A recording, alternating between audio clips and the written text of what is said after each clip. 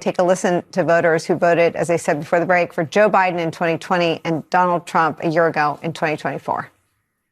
I sort of feel as though he might be trying to hold out his script when it comes to, he has always made jokes stating that there won't be another election.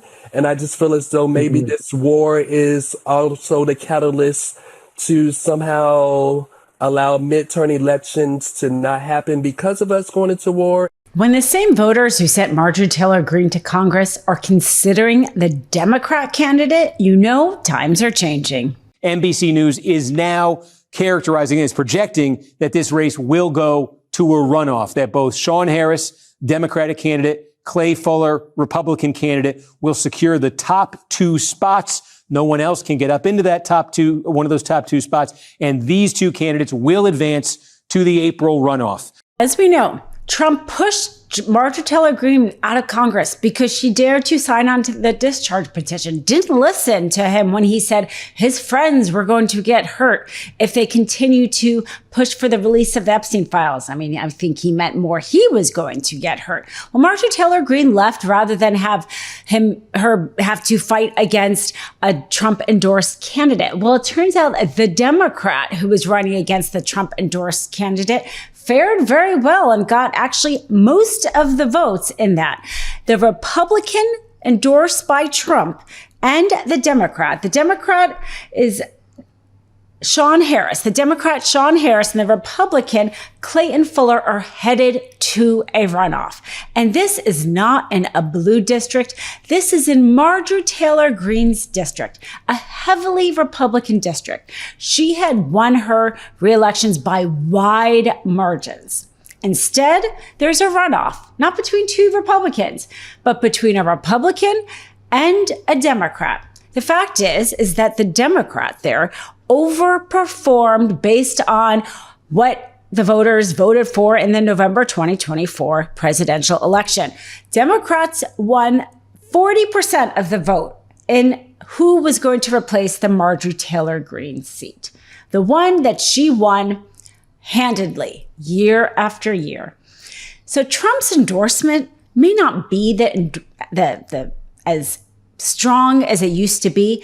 Perhaps that is why he still hasn't endorsed between the Texas runoff, Ken Paxton and Cornyn, even with Cornyn floating the idea of getting rid of the filibuster in order to pass the SAVE Act, the voting act that would drastically restrict people's ability to vote, trying to curry favor with Trump, trying to ask basically to Trump to endorse him, to have a quid pro quo.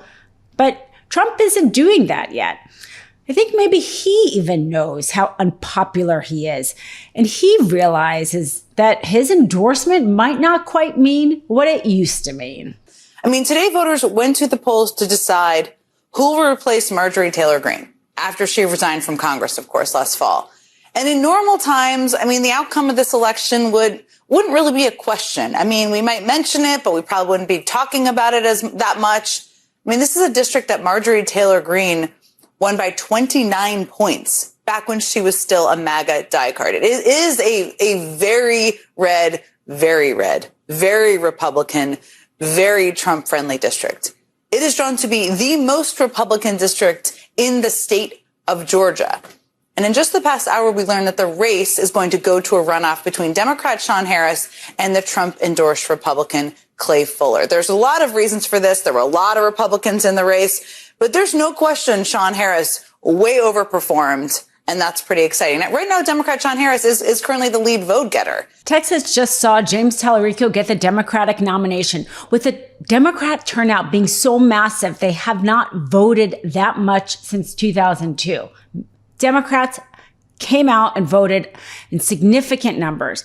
But it's not even just that primary. Not that long ago, the end of January, there was this Texas state Senate race where the Democrat won, significantly stunning the state GOP.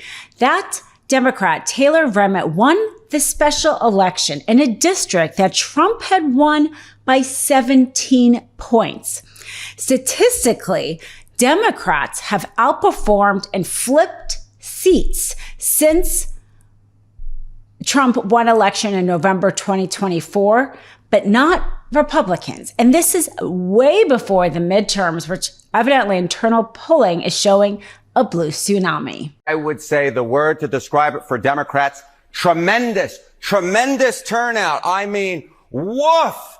Texas Democratic Senate primary turnout. The highest ever was this primary. We're already up to 2.3 million, and that's only with 92% of the estimated voting. That will climb ever higher. The 2000s average was less than 1 million. They've more than doubled the average turnout for Texas Senate Democratic primaries. The Democrats came out and voted. This beats the old record, which was 2.2 million, and that was in a presidential primary year between Obama and Clinton, and this beat it. Democrats really enthusiastic. As I said, the word to describe this is tremendous. I can't even believe it beat 2008. People, if you can remember back that far, that was such an important race in Texas. There's so much focus, and there were still more people voting in this one than that one in 2008. How about as a share of the people who voted overall? It's not just that this 2.3 million is such a large portion, the largest ever for a Texas Senate Democratic primary. It's that more people voted in the Democratic primary than the Republican primary. Look at this.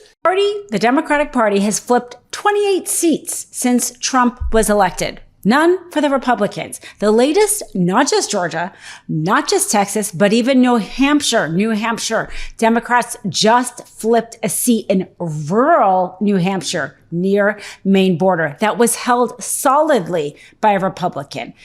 Bobby Boundman defeated Dale Fincher in this special election for a New Hampshire House of Representatives, deep in that Trump-red country, shocking the GOP there.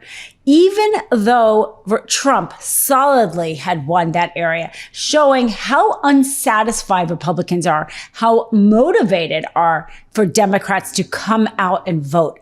And it is so important, not just obviously presidential elections and who's going to become a senator and congressperson, but these House state elections, because we are seeing time and time again, the U.S. Supreme Court overturn decisions that were national protections for civil rights, for transgender students, for abortion. And those laws being decided instead by the states. And depending on which state you live in, you can have very drastically different rights. And so even in red states or purple states, it's so important to flip even 1 or 2 seats. It helps them not have a supermajority, force them to have bipartisan negotiations, protect citizens, to allow them to have civil rights, to allow them to not have their money spent in ways that they don't want them to have accountability over their school boards, police departments, etc. So these state seats that are being flipped are crucial to hold on to our democracy. And they are being flipped by the Democrats again and again. Are Republicans right to be panicking right now? Yeah, they absolutely should. The idea that you have this terrible problem with ICE out there, these kind of death squads, and you decide that you're going to fix that by going to war with the Persian Empire is not exactly great politics. You know, the last time that we had something like this was in 2010. And the state legislators, 40 of them switched houses. 20 of them switched houses. You have 700 seats that were lost by Democrats. And that resulted in 63 House seats changing in the midterms. So, and just an early warning sign that these state races are going against Republicans is a very bad sign. Thanks for watching. Be sure to add the MeidasTouch podcast on Apple Podcasts, Spotify, or wherever you get your podcasts for new updates every single day.